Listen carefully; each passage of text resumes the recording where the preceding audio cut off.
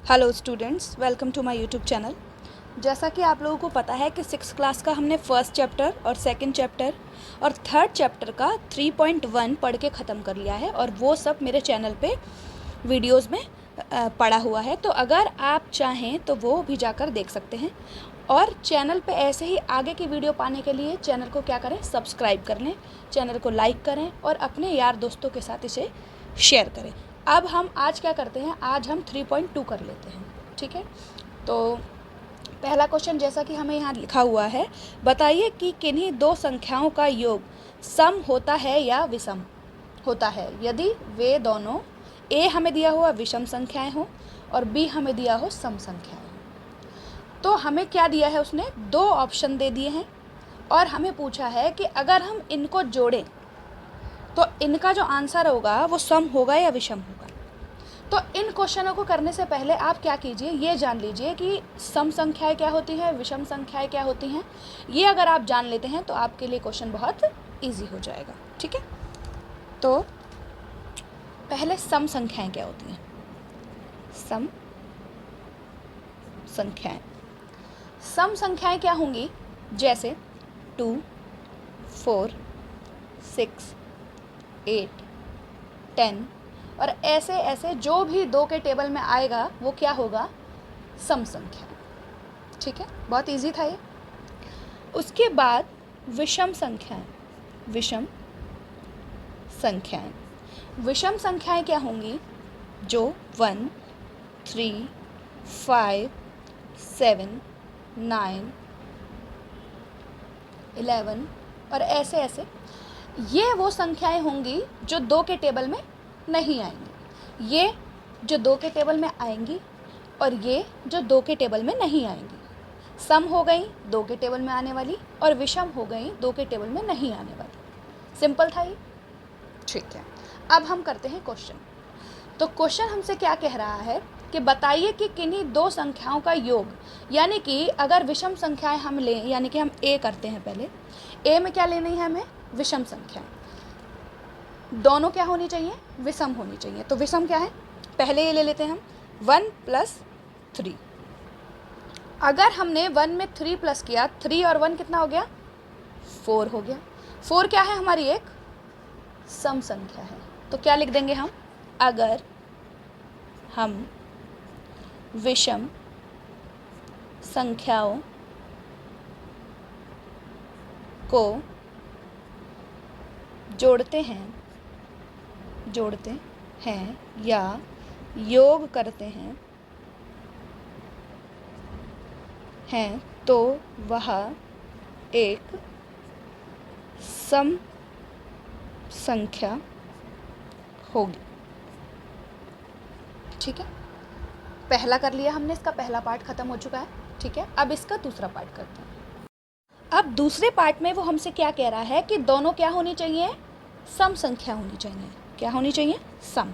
सम क्या होती है, जैसे हमने पहली वाली दोनों सम ले ली, 2 + 4 क्या हो गया, 6। क्या हो गया, 6। 6 भी क्या है, एक सम संख्या है। ठीक है, तो हम लिख देंगे अगर दोनों सम संख्या को जोड़ें या योग करें तो वह एक सम संख्या ही होगी। ठीक है, पहला क्वेश्चन आप लोगों को समझ में आ गया होगा। मैंने बहुत ही आसानी से आपको समझा दिया है और बहुत ही इसे आसान बना दिया है। अगर आप ये बेसिक याद रखते हैं तो हमारे क्वेश्चन बहुत ही इजी हो जाते हैं। या इसकी जगह पर अगर आप कुछ और भी लेते ना, जैसे 5 और 7 भी लेते, तो 5 और 7 कितना हो जाता, 12 हो जाता। तो 12 भी क्या होता, सम संख्या होती। तो आंसर सेम ही आता। ठीक है, और इसी प्रकार अगर यहाँ 2 और 4 को छोड़कर 4 और 6 ले लेते हम, 4 और 6 कितना होता, 10 होता। 10 भी क्या है, एक सम संख्या है। ठीक है, ये समझ में आ गया। अब इसका दूसरा क्वेश्चन करते हैं। अब इसका दूसरा क्वेश्चन करेंगे, बताइए कि निम्नलिखित में कौन सा कथन सत्य है। और कौन सा असत्य है। ठीक है, पहला क्वेश्चन हमें क्या पूछा हुआ है, 3 विषम संख्याओं का योग सम संख्या होता है, ये पूछ रहा है। ये कथन जो दिया हुआ है ये सत्य है या असत्य, तो हम करके देख लेते हैं कि सत्य है या असत्य है। 3 विषम संख्याएं, विषम क्या होती हैं, 1, 3, 5। ठीक है, और योग बोला है तो हम क्या करेंगे, जोड़ देंगे। ठीक है, तो 5 और 3 क्या हो गया, 8, 8 और 1 कितना हो गया, 9। उसने क्या बोला है, सम होती है, 9 एक सम संख्या है, 2 से हम इसे अगर भाग देंगे तो जाएगा, नहीं जाएगा, इसका मतलब यह सम संख्या नहीं है, तो यह कथन क्या हो जाएगा, असत्य हो जाएगा। ठीक है, समझ में आ गया होगा। इसका जो बी पार्ट है वो क्या कह रहा है, 2 विषम संख्याओं और एक सम संख्या का योग सम होता है। करके देखते हैं, जैसे पहली विषम बोली है तो 1 ले लिया, और उसके बाद सम बोली है तो 2 ले लिया, तो 2 और 1 कितना हो गया, 3 हो गया। एक और एग्जांपल ले लेते हैं हम, जैसे यहाँ 3 ले लिया और यहाँ ले लिया 4, तो 4 और 3 कितना हो गया, 7। ये दोनों ही क्या हैं, विषम हैं। क्या है, विषम। ठीक है, तो क्या बोल रहा है, योग क्या आता है, सम आता है, तो ये सम है, नहीं, विषम है, तो इसका मतलब यह कथन भी असत्य है। हमारा पहला भी असत्य था और दूसरा भी असत्य है। अब इसका सी पार्ट करते हैं। इसके सी पार्ट में दिया है कि 3 विषम संख्याओं का गुणनफल। गुणनफल का मतलब क्या होता है, गुणा करना। ठीक है, जैसे विषम संख्या क्या होंगी, 1, 3 और 5, इनका क्या करना है, हमें गुणा करना है, गुणनफल। ठीक है, तो गुणा करेंगे तो कितना आएगा, 5 तिया 15, 15 एकम 15, तो कितना आया, 15 आया। वो क्या बोल रहा है, 3 विषम संख्याओं का गुणनफल विषम होता है, तो ये क्या है, ये विषम है, ये 2 के टेबल में नहीं आती, इसका मतलब ये क्या है, विषम है, तो यह कथन हमारा सत्य है। ठीक है, समझ में आ रहा होगा आपको। इसके बाद इसका डी पार्ट करते हैं। यदि किसी सम संख्या को 2 से भाग दिया जाए तो भागफल सदैव विषम संख्या होती है। किसी भी सम संख्या को, अब हम मान के चलते हैं 2 ही है, ठीक है, 2 एक क्या है, सम संख्या है, उसको किससे भाग देना है, हमें 2 से भाग देना है, तो 2 के टेबल में 2 कितनी बार में आएगा, 1 बार में। ठीक है, तो भागफल सदैव क्या आता है, विषम संख्या आती है। इसका एक और एग्जाम्पल हम ले लेते हैं, जैसे 4 है। ठीक है, 4 को अगर 2 से हम डिवाइड करें या भाग दें तो 2 के टेबल में 4 कितनी बार में आएगा, 2 बार में। तो ये सदैव तो हमारा विषम नहीं आ रहा, 1 बार विषम आया है, 1 बार सम आया है। एक और एग्जाम्पल ले लेते हैं, 6 एक सम संख्या है, उसको 2 से डिवाइड करेंगे तो 2 के टेबल में 6 कितनी बार में आएगा, 3 बार में। अब ये क्या हो रहा है, 1 बारी सम आ रही है और 1 बारी विषम आ रही है। इसका मतलब ये क्या कह रहा है हमें कि भागफल सदैव विषम होता है। इसका मतलब यह कथन असत्य है, सदैव विषम नहीं होगा, कभी कभार विषम हो सकता है। तो हम लिख देंगे यह कथन असत्य है। ठीक है, अब इसका ई पार्ट करना है हमें। अब इसका ई पार्ट क्या कह रहा है, सभी अभाज्य संख्याएं विषम होती हैं। अब हमने सम संख्याएं पढ़ी थी, विषम संख्याएं पढ़ी थी, पर अभाज्य और भाज्य संख्याएं नहीं पढ़ी। तो मैं क्या करती हूँ, आपको पहले अभाज्य और भाज्य संख्याएं बता देती हूँ कि क्या होती हैं। ठीक है, उसके बाद हम इस आगे के क्वेश्चन करेंगे। तो भाज्य संख्याएं क्या होती हैं, पहले आप अभाज्य जान लीजिए। अभाज्य संख्याएं क्या होंगी, जिनका भाग सिर्फ 1 से होता हो या उनका भाग स्वयं से होता हो, इनके सिर्फ 2 गुणनखंड, जैसे 2 है। ठीक है, 2 को मैं 2 से डिवाइड करूंगी, 2 एकम 2, 2 से जा रहा है, और 2 को मैं 1 से डिवाइड करूँगी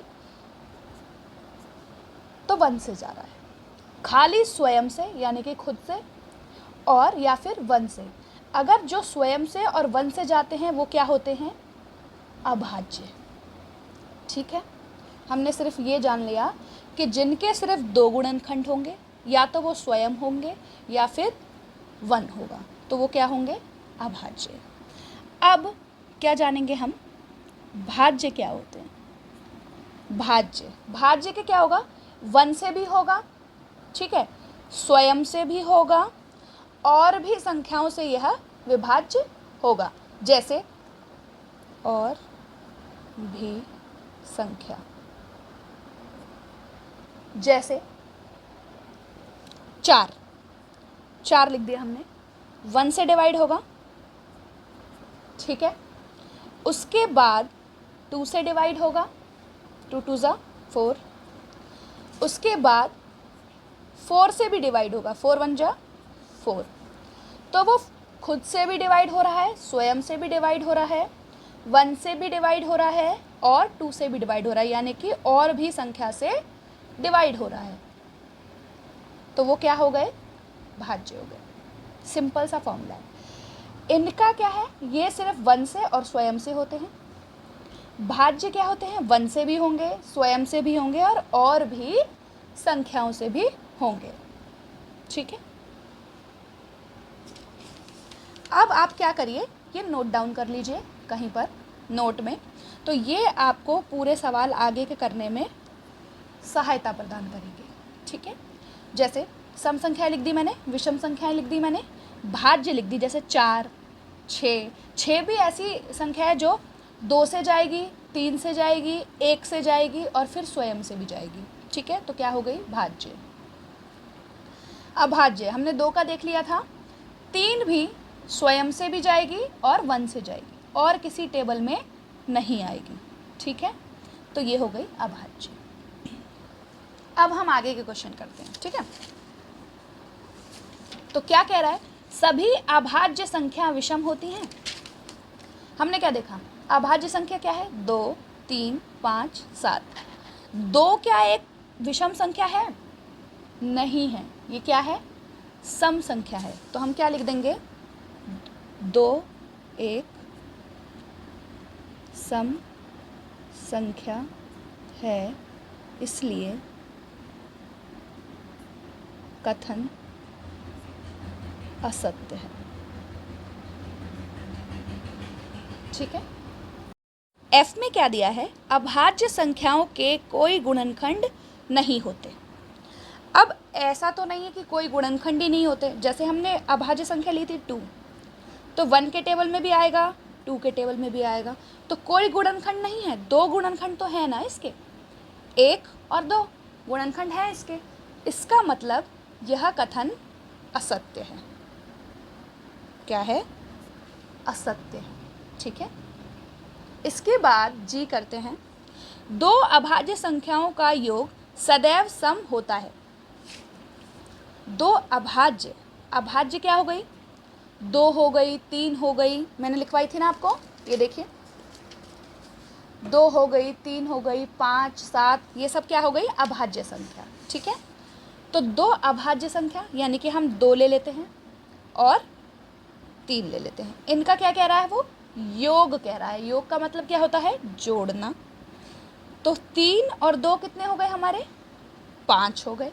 क्या बोल रहा है? सदैव सम होता है। सदैव का हमने तो पहली बारी करा, पहली बारी हमारा विषम आ गया, इसका मतलब सम नहीं होता। तो क्या लिखेंगे? असत्य है। ठीक है, अब इसके आगे के पार्ट्स करते हैं। अब इसका जो एच पार्ट है उसमें क्या कह रहा है? केवल 2 ही एक सम अभाज्य संख्या है। ठीक है, हमने जो अभाज्य संख्या लिखी थी वो क्या थी? 2 3 5 7 11 13। बाकी जो सारी हैं वो क्या है? अभाज्य है, यानी कि विषम है। ठीक है, अभाज्य है, सॉरी माफ़ कीजिएगा, क्या है ये? विषम है। ये सब क्या होती हैं? 2 के टेबल में नहीं आती, सिर्फ 2 ही है जो सम है, और ये कह भी रहा है केवल 2 ही एक सम अभाज्य संख्या है, तो ये कथन क्या हो गया हमारा, सही हो गया, यानी कि यह कथन सत्य है। ठीक है, समझ में आ गया होगा। अब आई करते हैं। सभी सम संख्याएं भाज्य संख्याएं हैं। अब ये देखना है हमें, जो हमारी सम संख्याएं हैं, जैसे 0 हो गया, 2 हो गया, 4 हो गया, और भाज्य संख्याएं क्या हैं, 4 से स्टार्ट है, फिर आगे 2 का टेबल पूरा हम कर रहे हैं, 2 का टेबल भी है, 9 भी आता है, ये सब क्या है, भाज्य हैं। तो सारी सम संख्या भाज्य संख्या हैं? नहीं, ये जो यहाँ से लेके यहाँ तक है 0 और 2 जो है हमारा सम संख्या, ये क्या है, भाज्य नहीं है, ये क्या है, 2 जो है हमारा क्या है, अभाज्य संख्या है। समझ में आया आप लोगों को? 2 क्या है हमारा, अभाज्य संख्या है। तो हम क्या लिखेंगे, क्योंकि 2 एक अभाज्य संख्या है, इसलिए यह कथन असत्य है। ठीक है, क्लियर हो गया होगा। एक चीज़ और मैं आपको बता देती हूँ इसमें, कि जो 1 होता है, ठीक है, ना तो वो भाज्य होता है और ना ही अभाज्य होता है, नहीं होगा। ठीक है, ना तो भाज्य होगा ना ही अभाज्य होगा, ये भी आप नोट कर लीजिए। इसके ऊपर भी 1 नंबर के क्वेश्चन आ जाते हैं पेपर में, तो ये आपको पता होना चाहिए कि 1 जो है ना ही भाज्य होगा ना ही अभाज्य होगा। ठीक है, अब दूसरे का जो लास्ट क्वेश्चन है वो बचा हुआ है, ये कर लेते हैं, उसके बाद हमारी दूसरा क्वेश्चन खत्म हो जाएगा, उसके बाद थर्ड क्वेश्चन करना होगा हमें। अब जे हमें क्या कह रहा है, 2 सम संख्याओं का गुणनफल सदैव सम संख्या होता है। सम संख्याएं क्या होती हैं, 0, 2, 4, 6, 8। ठीक है, तो 2 और 4 ले लेते हैं, 2 × 4, गुणनफल का मतलब क्या हुआ, गुणा करना है। ठीक है, तो 2 चौके 8। ठीक है, 4 × 6 करेंगे तो 6 4 जा 24, 6 8 जा करेंगे तो 48। ये सब क्या आ रही हैं, ये सब क्या है, सम संख्या है, और वो हमसे कह भी रहा है कि 2 सम संख्याओं का गुणनफल सदैव सम संख्या होता है, तो इसका मतलब कथन सत्य है। ठीक है, मैं आशा करती हूँ कि आपको ये समझ में आया होगा। बाकी के क्वेश्चन हम नेक्स्ट वीडियो में करेंगे, क्योंकि वीडियो फिर बहुत ज़्यादा बड़ा हो जाता है। तो thank you very much. Channel को सब्सक्राइब कर लीजिए, लाइक कीजिए और शेयर कीजिए।